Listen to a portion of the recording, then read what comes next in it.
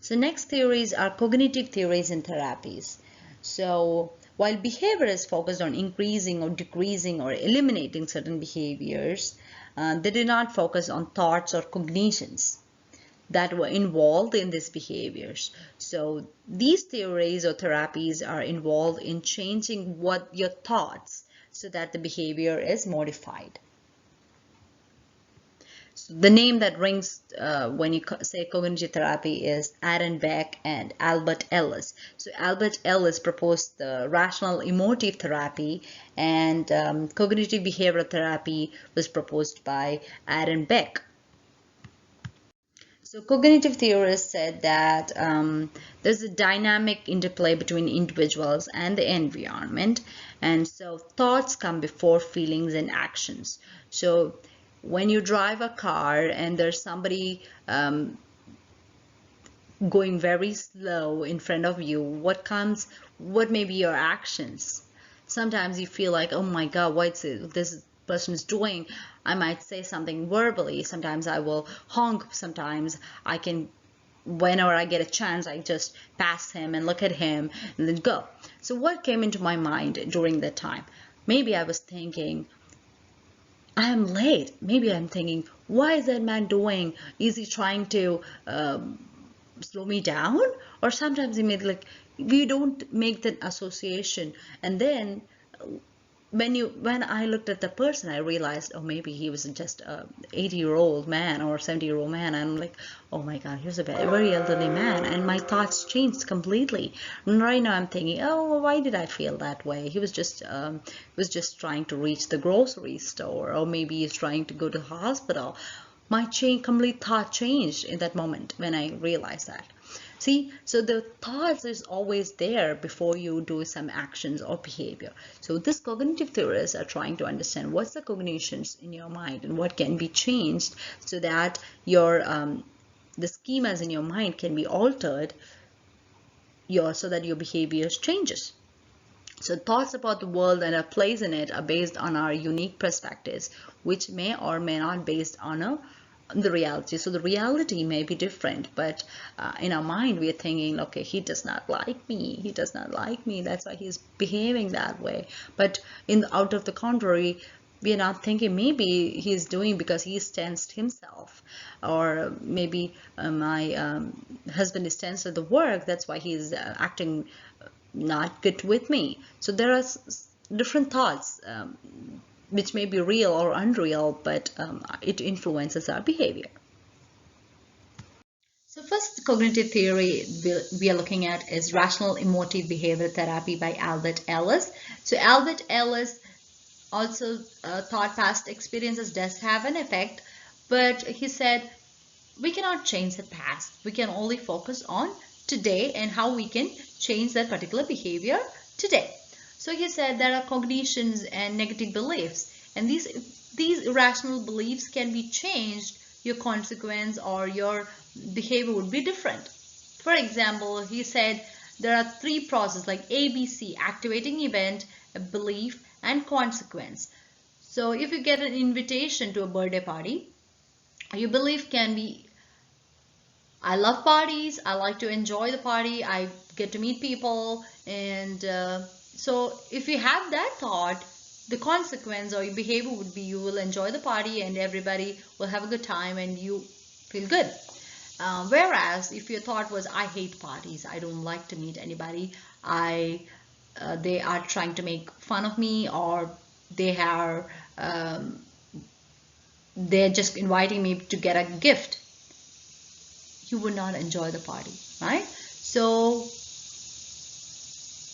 Albert Ellis said if you eradicate that irrational beliefs or the thoughts that are not accurate, you can change your behavior or you can change your feelings. Next is cognitive behavior therapy by Aaron T. Beck.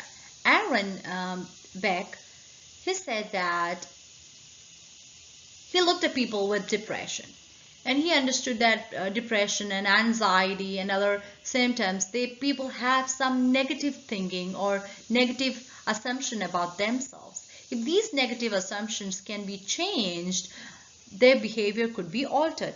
He also looked at some process called ABC. He said an event, activating event, there's a proceeding feeling, and there's a behavior, and there's something going on in your cognitions. And you try to change that cognition or challenge that cognition in order to change the cognition in the future. For example, an event is while at a party, somebody asked me, how is it going? A few days after I was discharged from the hospital. Your feeling is you're feeling anxious. So you're feeling anxious, and what is your cognition? What is your thought during that time? That person thinks I'm crazy. I must really look bad for him to be concerned. Okay, so that's your thought. If that's your thought, you feel anxious, right? So what are other possible interpretations for the same event? If I try to challenge that negative thoughts, how can I think differently? He really cares about me. He noticed that I look better than before I went to the hospital and wants to know if I feel better too. So if you challenge that negative cognition, you feel better. So that's what Beck proposes. So CBT is a widely acceptable therapy, and CBTs with medication therapy has found to be much superior than medications alone, or even just psychotherapy with along with medications has found to be superior than medications alone. So your chapter 2, table 2.3 talks about various cognitive distortions and some examples of those negative cognitions. And so in CBT, the therapist will give you homework assignments and help you to correct that negative cognitions and help them to substitute it with positive and rational thoughts.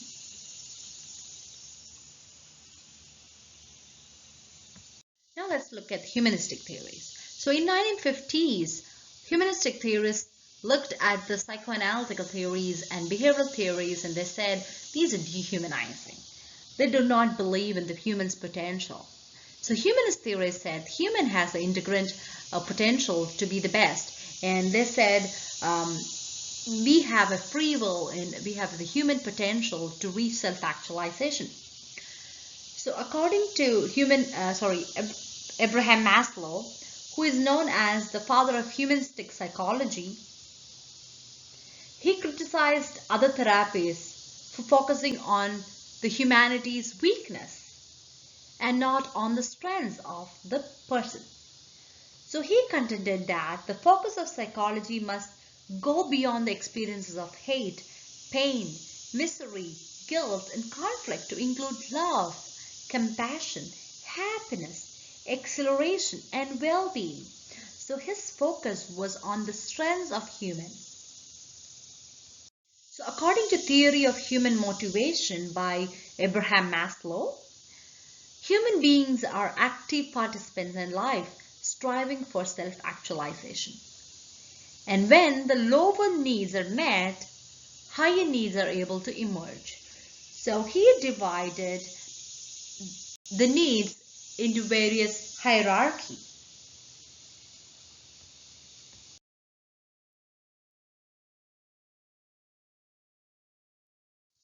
So according to him, the basic needs are the physiological needs. So the most needs a human has are driven by the physiological drives like need for water, food, sleep, sex, elimination, or a constant body temperature. These are our physiological needs. If all the needs were deprived, this level would take the priority over the nest, okay, over the rest, because this is the physiological need. You have that is why you check the vital signs initially, right? Because that's maybe the determining factor, or the physiological needs makes it make priority than your need for safety or security. Your physiological needs sometimes take priority. Coming on to the safety needs. Once your physiological needs are met, your safety needs emerge. That includes the need for security, protection, stability, structure, order, and limits. So these include freedom from fear, anxiety and chaos, need for law and order, and certain limits. So it is during the times of crisis, war, disaster, assault, or rape, these safety needs take precedence. The safety needs become more important. Children who are more vulnerable and dependent respond far more readily and intensely to safety threats. So the children has a very vulnerable population there, and their safety needs get the priority when there is definite trauma or rape, or the safety needs are important there. Then coming to love and belongings. So people have a need for intimate relationships, and they often seek to overcome feelings of loneliness and alienation. So Maslow stresses the importance of having a family and a home and being able to identify with a group. So that affiliation, affectionate relationships, and love are the needs in love and belongings. And then comes the self-esteem needs. People need to have a high self-regard and to have it reflected to them from others. If self-esteem needs are met, they feel confident, they feel valued, they feel valuable. When self-esteem is compromised, they feel inferior, they feel worthless and helpless. So that's why we focus on building the esteem. We try to help patients understand what are their achievements, what are their accomplishments throughout their life. Help them to not just look at the failure, to see what all they have accomplished during the entire life. Sometimes when kids fail for an exam, that's not the end of the world, right? You had all this accomplishment till then. You have good relationship with your parents. You have good family. There are things other than a failure in the exam. You have a lot of other things that you are good at, or you are capable of. So gaining that potential or understanding their values would raise their self-esteem. Then coming on to self-actualization. Becoming everything one is capable of is self-actualization. So humans, according to Maslow, said everyone has the potential to reach this self-actualization, and we are in that stage towards self-actualization. When people are capable of becoming a highly individual, an artist, a painter, a writer, healer, that is self-actualization, becoming everything one is capable of. It is only when the rest of the lower needs are satisfied, you are able to move to the stage of self-actualization. So he also talked about self-transcendence. Self-transcendence is when you achieved all these levels of needs, is when you have feeling that, okay, I know about me, I am in that reach towards, I'm in the path towards inner peace and fulfillment. Okay, so these are Maslow's hierarchy of needs. And what are some implications of this theory for nursing? So in nursing, we also focus a lot about human potential and patient strengths. So this is based on Maslow's hierarchy of needs. And sometimes we also check the vital signs. If a patient has a problem with opioid use disorder and he is in a hospital, rather than talking about, educating about opioids, your needs are to control the pain or control the vital signs.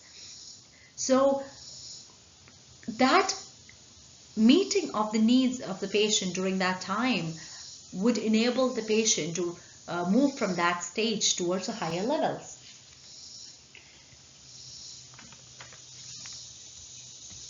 So according to theory of human motivation, it emphasized on human potential and the patient's strengths and prioritizing nursing action in nurse-patient relationship.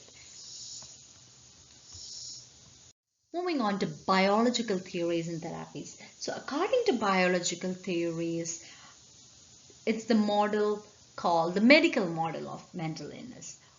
So this model of illness talks about the neurological, chemical, genetic, or biological issues which causes mental illness.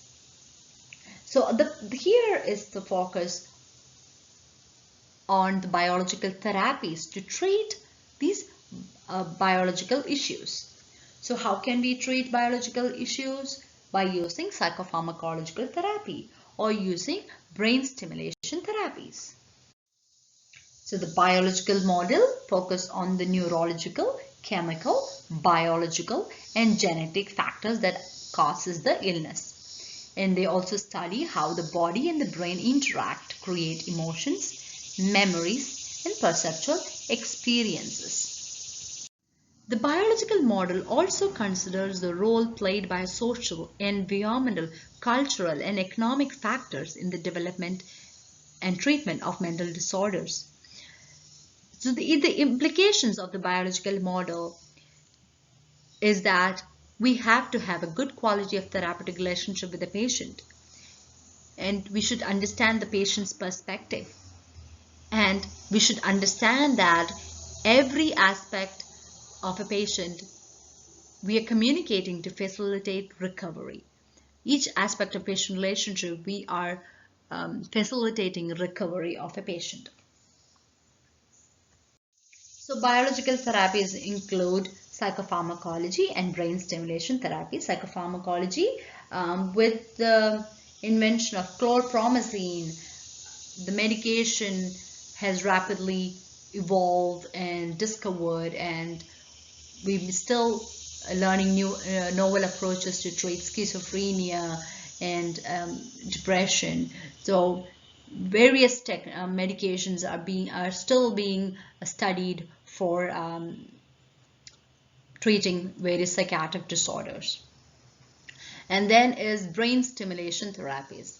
Brain stimulation is the use of some form of electrical stimulation, and then you change the neurotransmitters level in the brain. So one is electroconvulsive therapy. It is usually used in case of severe depression, mania, and catatonia. And then is transcranial magnetic stimulation.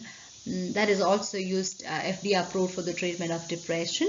And then comes the vagus nerve stimulation, which is approved for depression. And then deep brain stimulation, which is approved for depression as well.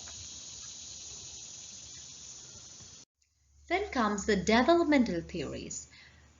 So there are so many developmental theories that build the framework of nursing, because we know that as a person develops through various stages, their form of thinking, their form of morality, or their form of behavior changes, right? So these theories are very important to understand and treat the patient differently.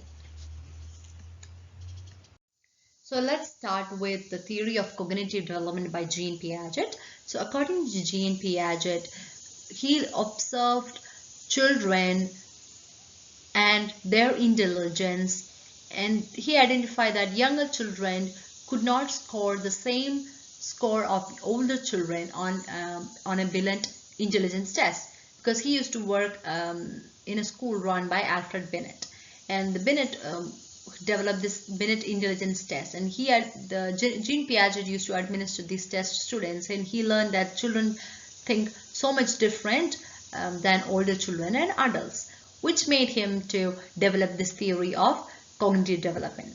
So he said the first 0 to 2 years is called sensory motor stage. That's where the infants learn through their senses. They learn through looking, listening, touching, manipulating, or even biting or chewing objects. So during this stage, the child is learning also about object permanence. By about 9 months, child learns that even though a toy is not there in sight, it must be in the next room. They understand that even though he does not see it, he knows that it's still there. That is called the object permanence. Next is the pre-operational stage. Pre-operational stage is from 2 to 7 years. During that stage is when you see more of imagination and dramatic play. During these imaginative and dramatic play, the child is able to think through imagination and also understand the reality. For example, a child is playing with a plastic banana and plays it as like a phone or a telephone, and it's talking, "Mommy, how are you doing?" And but he or she knows that that is a plastic banana, and he also uses that imagination to make it like a telephone. So there is an aspect called metacognition, ability to think through imagination and also through realistic way. That is the major development in pre-operational stage. That is why during that stage, the preschool teachers usually encourage the students to think and use more dramatic play in their classrooms. Next is concrete operational stage. Concrete operational stage is from 7 to 11 years of age. That is when logic, thought, and abstract problem solving is possible. Here the child is able to see others' point of view, and they understand that they understand the concept of reversibility. That is, a Play-Doh molded into a ball or a Play-Doh molded into like a long road may have the same amount of clay in it, and we can change the clay molded into the road back into a ball. So that is the concept of reversibility. That is called the concrete operational stage. They also learned about arithmetic tasks, subtraction, addition, because they understand that even if a thing is added or removed from the amount of things, it either becomes less or more. So that kind of arithmetic tasks are also learned during that stage of operational stage, that is concrete operational stage. Next stage is formal operational stage. That is when conceptual reasoning started. At this stage, child's basic ability to think abstractly and problem solve mirror those of an adult. So it is this stage is when they can think about hypothetical and abstract way of thinking rather than a concrete operation. So what they think about, what if the world had never discovered oil? What if first European explorers had settled first in California instead of on the east coast of the United States? So that is kind of like a hypothetical reason. They are able to think beyond what is right in front of them. They are able to think beyond that. That's a stage of hypothetical reasoning. They're manipulating ideas, and they do so entirely with their minds. Moving on to the next stage. Next, let's look at the theory of psychosocial development by Erik Erikson. He was an American psychoanalyst, but he thought that Freud's theory was too restrictive, and he said a personality is not set in stone by age 5. He said it's beyond that. A personality continues to develop through old age. So he developed these stages called 8 stages of development. So first is trust versus mistrust, that is 0 to 1.5 years. During that stage, a child forms attachment with his mother and forms a trusting relationship with the mother. If the mother or the significant parent was not available during that stage, child is not able to trust anybody in the future. That is trust versus mistrust. Then comes the autonomy versus shame and doubt. So during that stage is when the child explore themselves and able to do bowel training, and they know to defecate and to control their bowels and bladder. So during that stage, the child develops autonomy. And if in case your parents were, or in case I was shaming my kid for touching their genital area, they develop the shame and doubt in themselves. They're not able to develop that willpower. Next, moving on to initiative versus guilt, that is 3 to 6 years of age. During that stage is when the child starts to do more puzzles and more of Lego and stuff, and they play it and they want to show off and they want to say, okay, this I did. And if you develop, if your parents, if I say to my child that yes, you did good, that develops their initiative to do more, and they develop a sense of purpose. But in case if I did not do that, they develop a sense of inadequacy. They develop aggression and fear conflict. So that is initiative versus guilt, 3 to 6 years of age. Then comes the industry versus inferiority, that is 6 to 12 years of age. During that time is when they want to perform in school and they want to be academically well or doing some extracurricular activities. So they develop that sense of industry, they have a sense of competence. So if they're not able to do that, they develop a sense of inferiority, difficulty learning and working. They feel that I'm just dumb. That feeling is when 6 to 12 years of age. Then comes the identity versus role confusion. That is 12 to 20 years of age. This is when they transition from childhood to adulthood. They develop a sense of identity.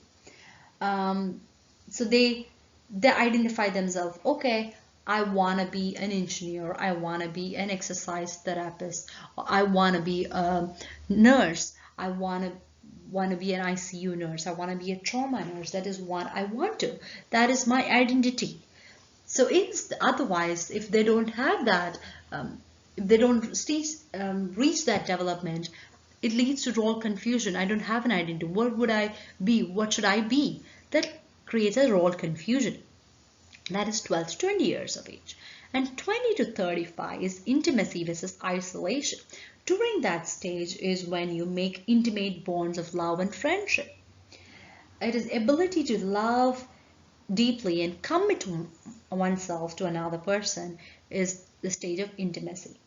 But if they're not able to commit to others or show that level of intimacy, or they become more egocentric, they're thinking about only oneself, that leads to a stage of isolation. That is 20 to 35 years of age.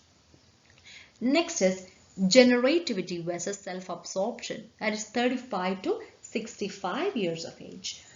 During that stage, we are trying to be productive individuals. Everybody wants to be productive, either in their life or in the career or in the society. They want to give and care for others. Okay? That is that stage of generativity. If they're not able to do that, they're not able to grow as a person.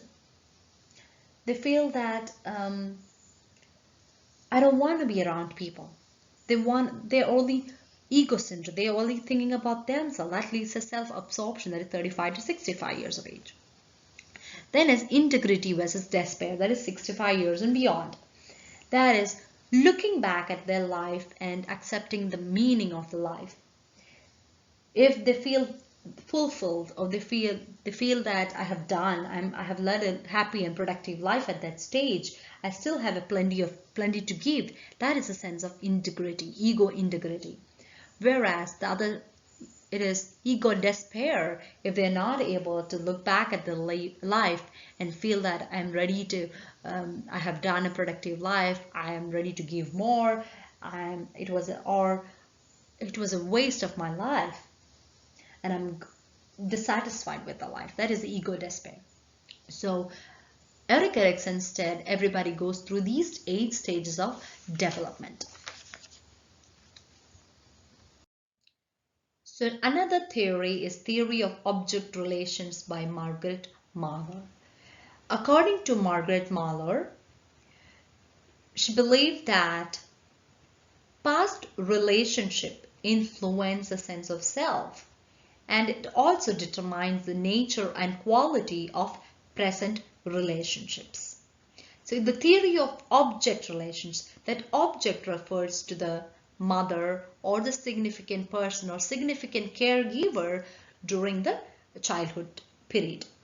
For example, If the child is being consistently taken care by mother or the significant caregiver, the child understands that the other person is good because she takes care of my needs. And the infant also understands that maybe I am good also because she's taking care of me because I am good. And the infant also understands that I love my mother, or I love this person because she is taking care of me. I love this person. So he is developing that relation with the significant person. But if he is not able to develop that relations, it will affect the quality and nature of relationship in the future or the present. Another aspect which is taught is separation individuation. It means that the infant learns to separate from the mother. For example, the mother or the significant other is taking him to a play area, and the child can play by himself, but when he is may go a little bit and look for the mother again, and also go further and again look for the mother. She wants to know that the person is still there, but she's able to separate and identify himself with the friends and then go and play. After a little bit, he comes back and have a relationship with mother. But if that significant other was not present consistently, like if the child goes and the consistent significant other was not there, it does not that the child is not able to maintain that relationship in the future too. So this disruption of early separation and individuation can affect the relationship in the future. And the Mahler also notes that raising healthy children does not require that parents never make mistakes, and that good enough parenting will promote successful separation individuation. Next theory is Stages of Moral Development by Lawrence Kohlberg. So according to his theory, he provides a framework for understanding the progression from black and white thinking about right and wrong to complex decision-making process regarding rightness or wrongness of action. So there is a morality. The morality is where is involved. Okay, first he divided it into three stages: pre-conventional level, conventional level, and post-conventional level of moral development. So first is pre-conventional level of moral development. In that period, he further divides into two stages, that is obedience and punishment, and individualism and exchange. So in obedience and punishment, hallmark of this stage is we are focusing on the rules and we are listening to the authority. People at this stage believe that obedience is a method to avoid punishment. I have to obey this. This is what I have to do. That is pre-conventional thinking. I'm not thinking for myself. I'm just doing because this is what is told to me. And then the stage 2 is individualism and exchange. Individuals become aware that not everyone thinks the way that they do. The different people see rules differently. If they or others decide to break the rules, they are risking punishment. I'm thinking, okay, not everyone thinks the same. Some are thinking differently. But if they think differently, they might get punishment. That is the pre-conventional way of thinking. Next is conventional way of thinking. Here, my way of morality is I'm trying good things and I make good relationship with the people who think alike like me. So good interpersonal relationship. So based on their personality and goodness and badness of the person, children make interpersonal relationship. And people usually get along if they have similar values. That is the conventional level of thinking. And also they have the stage 4 is maintaining the social order. Here again the rules are rules mindset returns.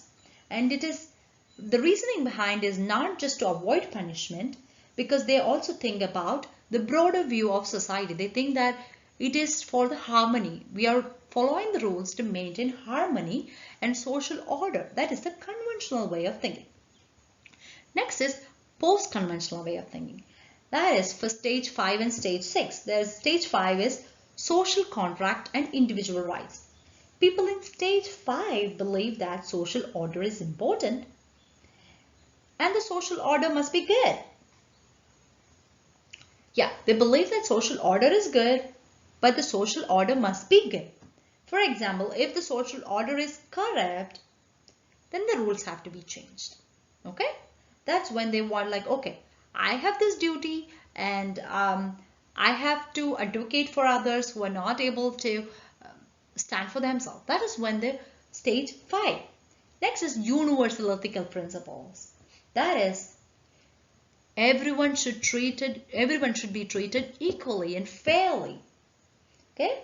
We are obliged to break unjust laws. That is the universal ethical principle. That is the stage 6 of moral development.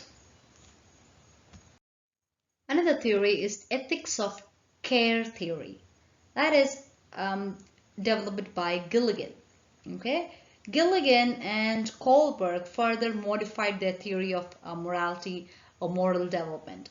So in the Kohlberg's theory of moral development, it was mainly of justice view of morality. Everyone has to be treated fairly. But here comes the morality of care. That is, we should do what is right no matter the personal cost or the cost to those we love.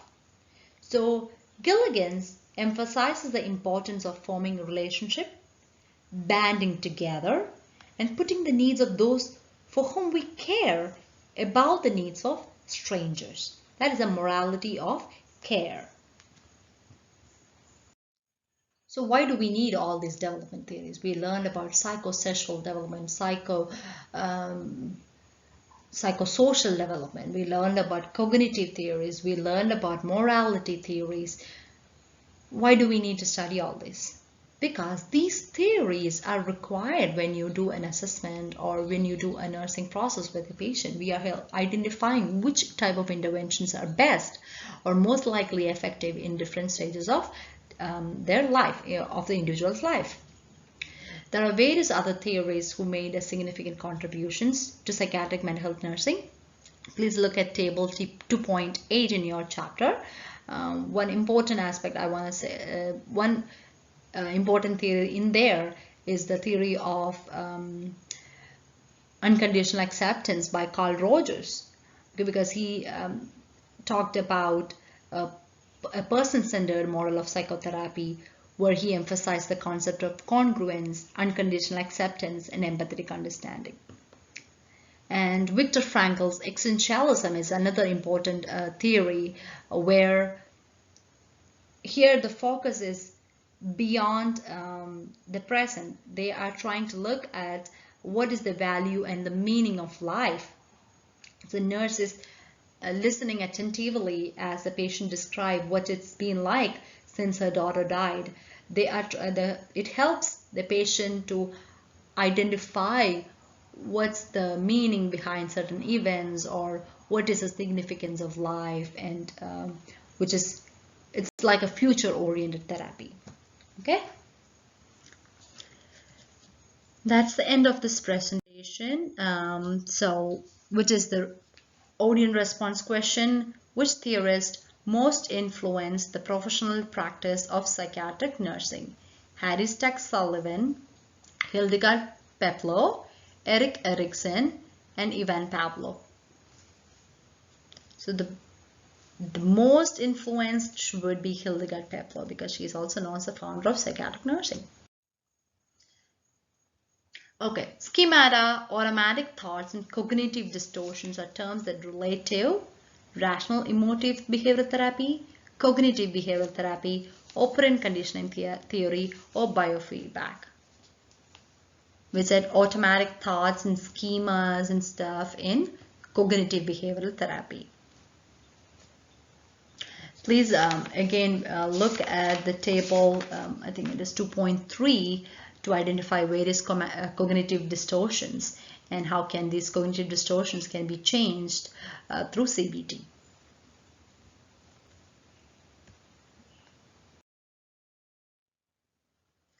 Again, let's look at what is milieu therapy. Milieu therapy is just a therapeutic environment. That is the environment where the patient is in. Maybe it's the inpatient setting or the outpatient setting, is the totality of the environment that the patient is in, which is helpful for healing and recovery. That is the milieu therapy.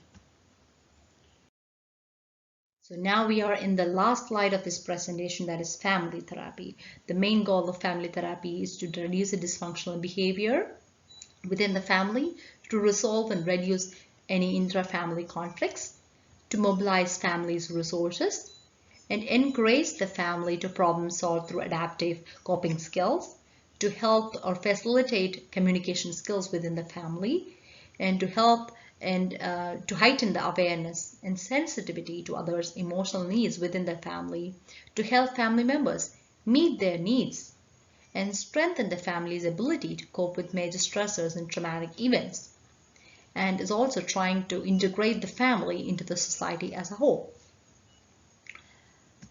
So far, through these three parts of theories and therapies, we discussed about various levels of awareness as postulated by Freud. We looked at id, ego, superego. We looked at psychosocial development. We looked at various developmental theories. We looked at cognitive theories by Albert Ellis, Beck, and we also looked at behavioral theories, mainly Ivan Pavlov's classical conditioning, and then we looked at operant conditioning, and various other theories. And so these theories and models of illnesses form the science and the art of nursing. Thank you.